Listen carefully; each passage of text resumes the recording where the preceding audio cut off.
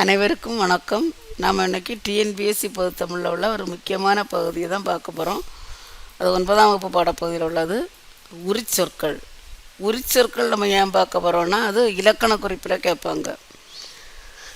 ஒரு உரிச்சொற்கள் அமையப்பெற்ற ஒரு சொல்லை தந்து அதுக்கான இலக்கண குறிப்பு கேட்பாங்க. அதைத்தான் நம்ம இன்னைக்கு பார்க்க போகிறோம். உரிச்சொற்கள்னால் என்ன?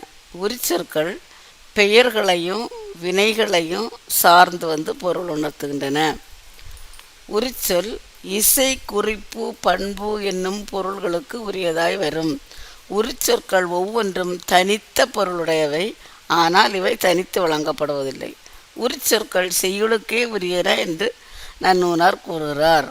உரிச்சொற்கள் எதையெல்லாம் சார்ந்து வரும்னா, பெயர்களையும் வினைகளையும் சார்ந்து பொருள் உணர்த்துகின்றன. பார்த்தாலே தெரியும், அது பக்கத்தில் ஒரு பெயர் வந்திருக்கும், அடுத்த வினை வந்திருக்கும்.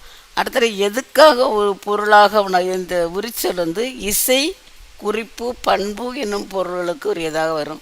அதில் பார்த்தோன்னா மேக்சிமம் இசையை பற்றி, இசை, குறிப்பு, பண்பு பெயரை பற்றியுள்ளது. இசை, குறிப்பு, பண்பு என்னும் பொருள்களுக்கு உரியதாக வரும். உரிச்சொற்கள் ஒவ்வொன்றுக்கும் தனியாக பொருள் உண்டு, ஆனால் இவன் தனியாக வளர்ந்தால் பொருள் தராது. ஒவ்வொன்றுக்கும் ஆனால் தனி பொருள் உண்டு, தனி சொல்ல வராது. உரிச்சொற்கள் செய்யுளுக்கு மட்டும்தான் உரியது அப்படின்னு நன்னூலார் சொல்லியிருக்காரு. இப்போ அடுத்தது அதுக்கான எடுத்துக்காட்டு தந்திருக்காங்க. கடிமலர், கடிநகர், கடி விடுதும், கடி நுனி. இந்த கடின்னு வரக்கூடியது எல்லாமே உரிச்சொல். இதில் கடின்னு சொல்லக்கூடிய ஒரு சொல் பல்வேறு பொருளில் வந்திருக்கு. முதல்ல கடிமலர் அப்படி சொல்லும்போது மணமிக்க மலர், மணம்னு சொல்லக்கூடிய பொருளில் வந்திருக்கு. அடுத்தது கடிநகர், இதில் இந்த அதே கடி தான் என்ன பொருளில் வந்திருக்குன்னா காவல் மிக்க நகர்னு வந்திருக்கு. அடுத்தது கடி விடுதும், அதே கடி தான் என்ன பொருளில் வந்திருக்கு விரைவாக விடுவோன்னு வந்திருக்கு. அதே கடி நுனி, இதுவும் கடி தான் என்ன பொருளில் வந்திருக்கு கூர்மையான நுனின்னு வந்திருக்கு.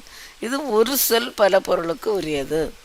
ஆனால் இந்த கடின்னு சொல்லக்கூடிய தனியாக பொருள் தராது, ஏதாவது ஒரு சொல்லு கூட சேர்ந்து தான் பொருள் தரும். அடுத்தது உரு, தவ, நனி என்ற 3 உரிச்சொற்களும் மிகுதி என்னும் பொருளில் வருகின்றன. அதுக்கு எடுத்துக்காட்டு உரு பசி, மிகுந்த பசி. தவ சிறிது, மிகவும் சிறியது. அடுத்த நனி நன்று, மிகவும் நன்று. 3 பொருட்கள்லாம் தந்திருக்கு. பல சொல் ஒரு பொருளை தந்திருக்குது. முதல்ல உள்ளது ஒரு சொல் பல பொருளை தந்ததாக பார்த்தோம். இது மிகுதின்னு சொல்லக்கூடிய பொருளை வருது. ஒரு பசினா மிகவும் பசி, மிகவும் சிறியது, நனி நன்று, மிகவும் நன்று. பல சொல் ஒரு பொருளை தந்திருக்கு. உரிச்சொற்கள் பெயரையும் வினையையும் சார்ந்து அவற்றுக்கு முன்னால் பொருள் உணர்த்தணும். எதையெல்லாம் சார்ந்து வரும்னா பெயரையும் வினையையும் சார்ந்து அவற்றுக்கு முன்னால் வரும் பொருள் உணர்த்துகின்றன. ஒரு சொல் பல பொருளுக்கு உரியதாட்டு வரும், இல்லைன்னா பல சொல் ஒரு பொருளுக்குரியதாக வரும். அதை தான் நம்ம முன்னால் பார்த்தோம். எடுத்துக்காட்டு பார்த்தோம்.